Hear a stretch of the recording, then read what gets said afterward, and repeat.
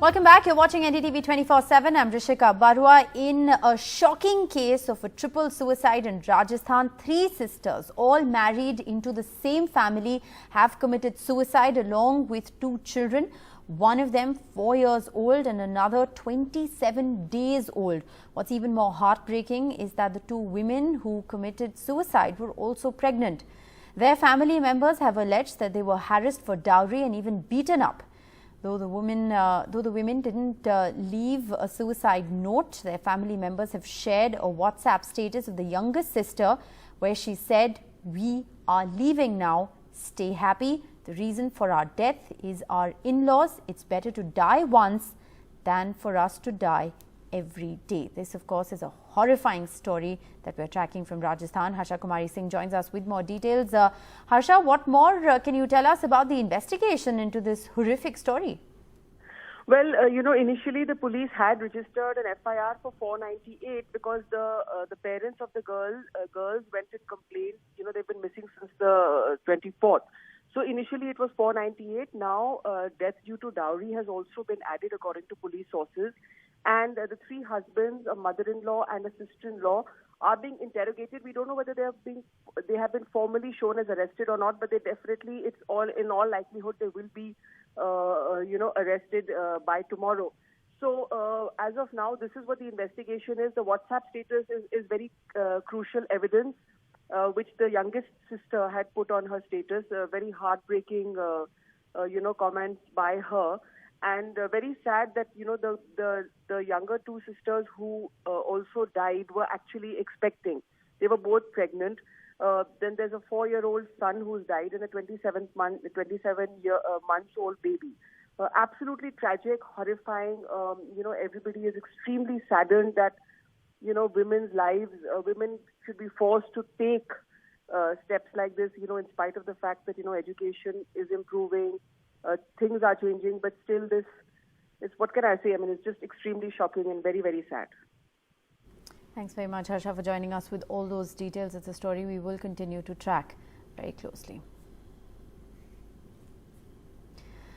Moving on, Prime Minister Modi and Home Minister Amit Shah, both in Gujarat. The Prime Minister has invoked the NDA government's 8-year record and, of course, has inaugurated a hospital in Rajkot in a bid to woo the Patidar community, which was alienated ahead of the 2017 election. The Prime Minister inaugurated a multi-speciality hospital built by the Patidar community in Rajkot and said they were worthy of applause.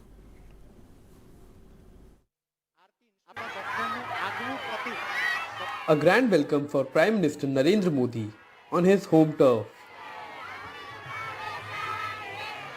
Months ahead of the assembly elections expected later this year. The PM's one-day visit focused on a major outreach to the influential Patidar community, which constitute about 12 to 14% of Gujarat's population and wields significant influence over the state politics. The Prime Minister's first stop, a newly built multi-speciality hospital in Rajkot, managed by the Shri Patel Seva Samaj. Referencing 2 big sons of Gujarat, the Prime Minister claimed no effort had been spared in the service of the nation. पूज्य बापू और सरदार वल्लभ भाई पटेल की इस पवित्र धरती के संस्कार है कि 8 साल में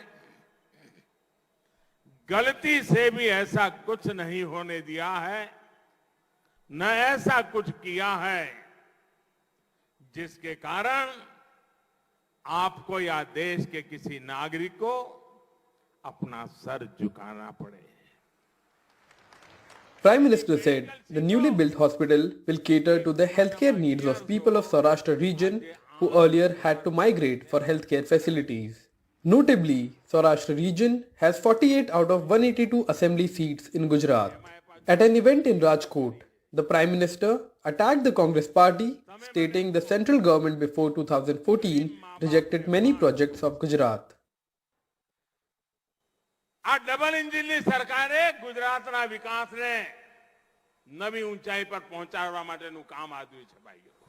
2014 પહેલા ગુજરાતમાં એવા અનેક પ્રોજેક્ટ હતા કે દિલ્હીમાં એવી સરકાર હતી ક્યાંયથી પ્રોજેક્ટ જાય ને તો એમને પ્રોજેક્ટ નહોતો દેખાતો, એમને અંદર મોદી જ દેખાય. Prime Minister Modi later attended a seminar of leaders of various cooperative institutions on the subject Sahkar Se Samriddhi, which was participated by over 7,000 representatives from various cooperative institutions. PM in Gandhinagar also inaugurated a nano fertilizer plant in a bid to provide farmers with the means to boost productivity and increase their income. The state of Gujarat is expected to go to polls in December this year. The BJP, which has ruled the state for the past 24 years, expects a return to power. But the emergence of AAP as a political power in the state and the discontent Patidar community pose a fresh challenge for the party in upcoming elections. Akshay Dongre for NDTV. The Aam Aadmi Party in Punjab on Saturday has nominated environmentalist Sanpalbir Singh and entrepreneur, philanthropist and social activist Bikramjeet Singh Sani to the Rajya Sabha from Punjab. They are both Padma awardees.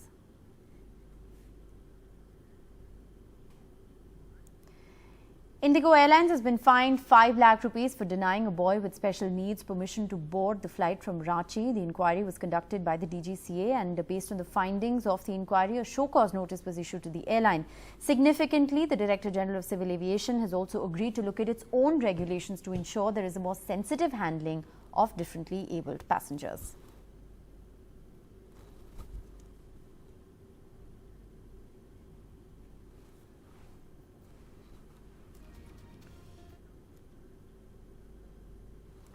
And while the big story we're tracking from Assam, unprecedented rains and pre-monsoon floods have left thousands of hectares of crops destroyed. There are hundreds of farmers who are living on highways. Their houses and their paddy fields are still underwater, and the highway is literally the only place where they can go out and dry their grains. Their biggest worry is how they will pay off loans that they took for the cultivation of this paddy. Sanjay Chakrabarti and Ratnadeep Chaudhary report. A part of this 4-lane national highway linking Guwahati to the rest of the state, close to traffic, a 2-kilometer stretch taken over by farmers who have set up makeshift shelters here. Their houses and paddy fields underwater.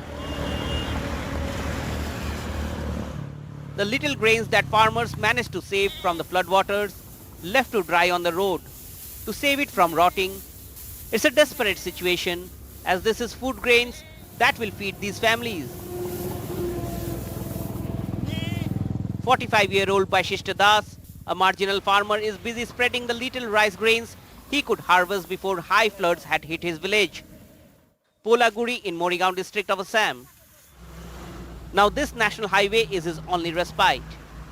हमारा 650 बीघा जमी था, पानी के नीचे चला गया. आधा बीघा जमी काटा था, अभी धान का भी दाम नहीं है.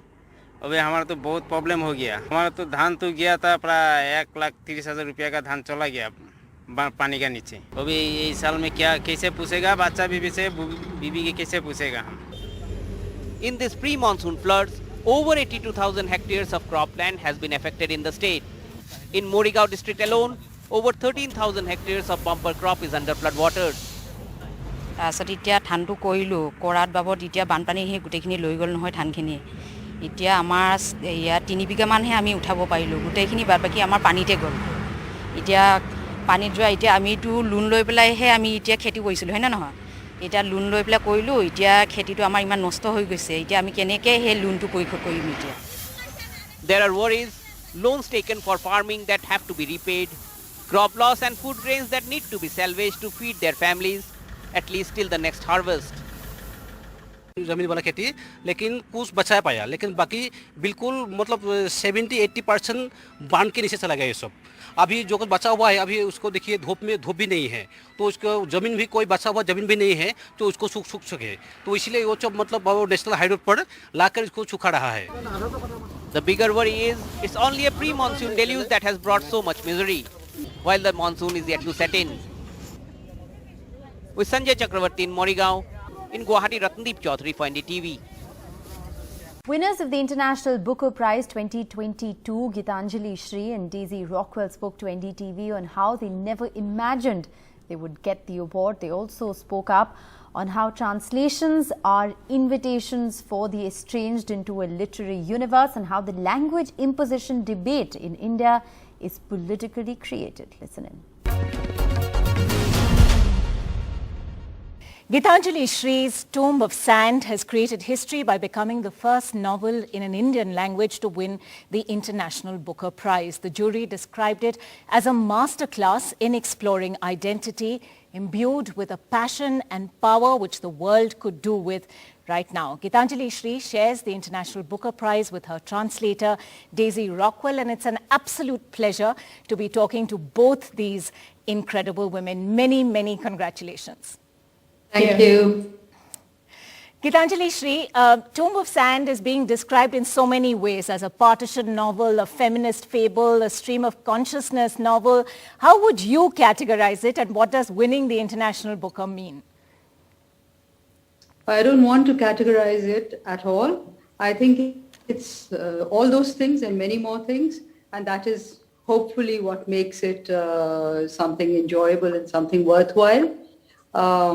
About the Booker, it's wonderful. I mean, it's a huge recognition. I don't think we were at all prepared for this. We never imagined that this was going to happen, and slowly and surely it kept getting better and better. The book was on the long list and then the short list, and then yesterday what happened, and we are in a state of beautiful shock and still taking it in. And I think it's a wonderful, wonderful recognition for this book, for Daisy's translation, the English incarnation of it, but also for literature in Hindi and in other Indian languages and South Asian languages.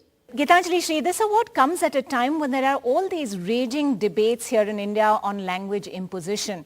You write in Hindi, but you've talked very movingly in your acceptance speech about the rich literary traditions of all South Asian languages. So how do you feel about the language debate? Well, I think a lot of it is politically created and completely unnecessary. We are a multilingual nation. And I think human beings are capable of learning more than one language. So I don't see what the problem is. I mean, we are a country with so many languages. Why can't all of us learn more than one language and live bilingually and multilingually, as indeed a lot of us, I think, did? Why is there today this need for one single language, whatever that be? So I do think that there has to be recognition of all the national languages and of the equality of languages and the richness of languages. And we should learn at least 2 languages, I feel. But that's a political debate. Daisy, how do you respond to critics who say translations can never really tap into the essence of a story? Or, for instance, those who say English translations represent a Western gaze on India. As someone who sort of lived and breathed Hindi and Urdu, do you have a different take on this? I think translation has been going on between languages ever since there's been more than one language. And so I understand the inequality between English and various Indian language and the colonial legacy. But at the same time, that colonial legacy makes it so that there are many people, even within India, who can't access so many different stories in different languages, and they need and rely on translation if they want access to those things. So I like to think that my translations serve also as an invitation to people who feel estranged from Hindi or from Urdu to, give it a try, to look at them side by side, to come back, to consider what they've lost and to try to find it again. All right. We look forward to many more wonderful works from both of you. Thank you so much for speaking with us. Yeah, thank you. And finally, we're proud to share that NDTV has won huge awards for being India's most trusted news brand. The awards have been given by an international group of experts who study brands in different countries.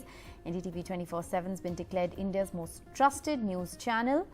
NDTV's Srinivasan Jain has won India's most trusted news anchor, and Suparna Singh, president of the NDTV group, has been awarded India's most trusted leader. As always, we're so grateful to all our television and online audiences and to our business partners for their support of independent journalism. NDTV 24/7 is home to some of the country's best television journalists and producers. Together they prove every day that nothing matters more to them. Mr. Srinivasan Jain is an Indian journalist working for NDTV 24/7. He is currently the channel's group editor. Ms. Suparna Singh, President NDTV Group. She is part of a team of 1,000 outstanding television and online journalists. As President of the NDTV Group, she has led the company's financial turnaround and strengthened its brand equity among viewers, advertisers and business partners. She is the first woman in India to head a large and reputed television and digital news brand. Wow. Wonderful to have you. Thank you so much, ma'am. With that, we're slipping into a short break. News and updates continue on NDTV. Stay with us.